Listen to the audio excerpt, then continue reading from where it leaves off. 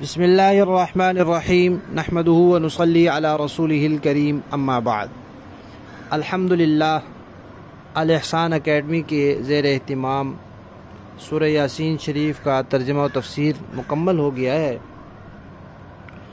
سورہ یاسین شریف کے بارے میں ہم نے پڑھا ہے کہ اس کو قرآن پاک کا دل کہا گیا ہے۔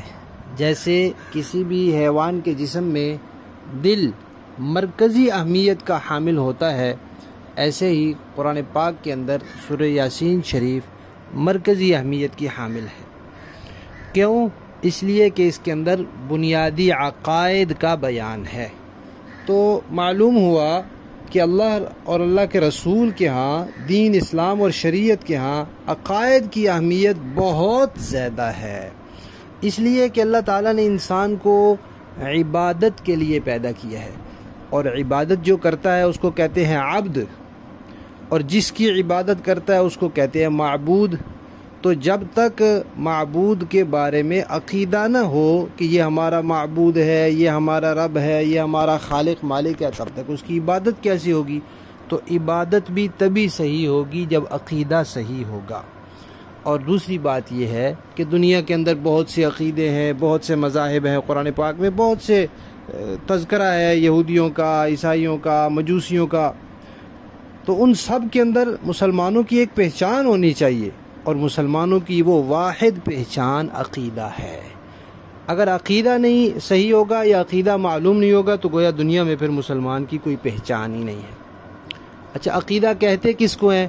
عقیدہ کہتے ہیں دین کی وہ بات جس کو اپنے دل میں پختہ طریقے سے جما لیا جائے، کوئی کچھ بھی کر لے وہ پھر دل سے ہٹے نہیں۔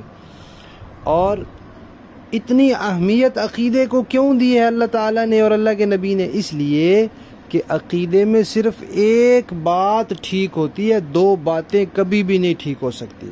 اللہ ایک ہے، بس یہی بات ٹھیک ہے۔ اب کوئی کہ اللہ دو ہے وہ بھی ٹھیک ہے، اللہ ایک ہے یہ بھی ٹھیک، یہ نہیں ہو سکتا۔ حضور نبی پاک صلی اللہ علیہ وسلم اللہ کے آخری نبی ہیں، یہ ایک ہی بات ٹھیک ہے۔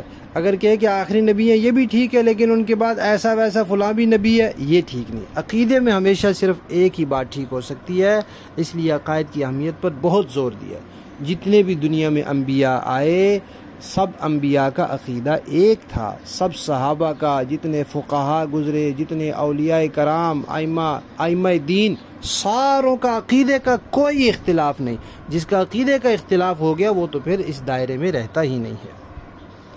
اور اللہ تعالیٰ نے عقائد کی اہمیت کو اس لیے بھی بہت تسلسل کے ساتھ بیان کیا ہے کہ ہمیشہ کی کامیابی اور ناکامی کا مدار اللہ تعالیٰ نے عقیدے پر رکھا ہے، کہ قیامت کے دن حساب کتاب کے بعد جو جنت اور دوزخ کا فیصلہ ہے، اس میں جو ہمیشہ رہنا ہے اس کی بنیاد عقیدہ ہے۔ اگر عقیدہ ٹھیک ہے تو بالآخر وہ ہمیشہ کی کامیابی والی جگہ چلا ہی جائے گا، اور اگر عقیدہ خدا نخواستہ ٹھیک نہیں ہے تو وہ کبھی بھی ہمیشہ کی کامیابی والی جگہ پر نہیں جائے گا۔ کیوں ایسا کیوں ہے؟ اس لیے کہ عقیدہ بنیاد ہے۔ جب بنیاد ختم ہو جاتی ہے تو ساری چیز ختم ہو جاتی ہے۔ ایک عمارت ہے بڑی لمبی چوڑی اونچی، اس کے نیچے والی دیواریں اور ستون گرا دیں تو پوری عمارت گر جائے گی۔ اب کوئی کہے جی میں نے تو صرف نیچے والے ستون اور دیواریں گرائے ہیں، اوپر والی جو عمارتیں تھیں، اوپر والی جو منزلیں تھیں، اوپر والے جو درجے تھے، ان کو تو میں نے کچھ نہیں کہا۔ بھائی آپ نے جب نیچے سے بنیاد ڈھا دی تو آپ نے پوری عمارت ڈھا دی۔ تو جو عقیدہ خراب کر لیتا ہے وہ پورا دین خراب کر لیتا ہے۔ تو اس لیے اللہ تعالیٰ نے عقائد کو بہت زیادہ اہمیت دی ہے۔ آپ دیکھیں قرآن پاک کے اندر 80 سے زیادہ صورتیں مکی ہیں، اور مکی صورتوں میں زیادہ تر عقائد کا بیان ہے۔ قرآن پاک کی زیادہ تر آیات عقیدے کے بارے میں۔ اسی طرح جتنے انبیاء آئے، انبیاء کی زیادہ تر محنت کس بات پر رہی؟ لوگوں کا عقیدہ ٹھیک کرنے پر۔ بھئی لا الہ الا اللہ کہہ لو، رسالت کا عقیدہ اپنا لو، قیامت کا عقیدہ ٹھیک کر لو۔ اور ایک بڑی اہم بات یہ ہے کہ جو اعمال ہیں ان کے اندر سب سے ضروری ترین چیز نماز ہے، لیکن کئی مواقع ایسے آتے ہیں شریعت نماز کی چھوٹ دے دیتی ہے، ٹھیک ہے، اب خواتین ہیں کچھ دنوں میں وہ نماز نہیں پڑھتی، شریعت نے اجازت دی ہے، کوئی آدمی ایسا بیمار ہو جاتا ہے کہ بالکل اشارے سے بھی نہیں پڑھ سکتا اور بے ہوش ہو گیا اور اس کے اوپر 5 سے زیادہ نمازوں کا وقت گزر گیا، شریعت کہتی ہے ٹھیک ہے، چھوٹ ہے اس کو. لیکن عقیدہ ایسی چیز ہے کہ ایک لمحے کے لیے چھوٹ رہی ہے کہ عقیدہ خراب کر لو. ظاہر سے زبان سے کچھ کہنا بھی پڑے تو اللہ تعالیٰ فرماتے ہیں وَقَلْبُهُ مُطْمَئِنٌ بِالْإِيمَانِ، دل صحیح عقیدے پر ہونا چاہیے. اور عقیدہ جو ہے وہ بیج کی طرح ہے، جیسا بیج ویسا پھل. تو عقیدہ صحیح ہوگا تو عمل بھی اللہ کے ہاں صحیح ہوگا. تو ایک اور مثال سے یوں سمجھ لیں، عقیدہ اکائی ہے اور اعمال اس اکائی کے صفر ہے. جیسے ہم شروع میں 1 لکھ دیں، اس کے بعد 1 صفر لگائیں تو 10 بنے گا، 2 لگائیں تو 100، 3 لگائیں تو 1000، 4 لگائیں تو 10,000. لیکن شروع سے وہ 1 ہی نہ ہو، خالی صفریں لگائے جاؤ تو ان کا کوئی فائدہ نہیں. اس طرح عقیدہ صحیح نہ ہو، عمل کرتے جاؤ، کوئی فائدہ نہیں. اللہ تعالیٰ نے قرآن پاک میں کئی مثالیں دی ہیں. ایک مثال دی ہے، یعنی ان لوگوں کی کئی مثالیں دی ہیں جن کا عقیدہ ٹھیک نہیں ہے اور وہ کوئی عمل کرتے ہیں، تو فرمایا ان کے اعمال کا بدلہ ان کو دنیا میں مل جائے گا، آخرت میں ان کا کوئی حصہ نہیں. تو اللہ تعالیٰ فرماتے ہیں ان کی مثال ایسے سمجھ لو، کَرَمَادٍ اشْتَدَّتْ بِهِ الرِّيحُ فِي يَوْمٍ عَاصِفٍ.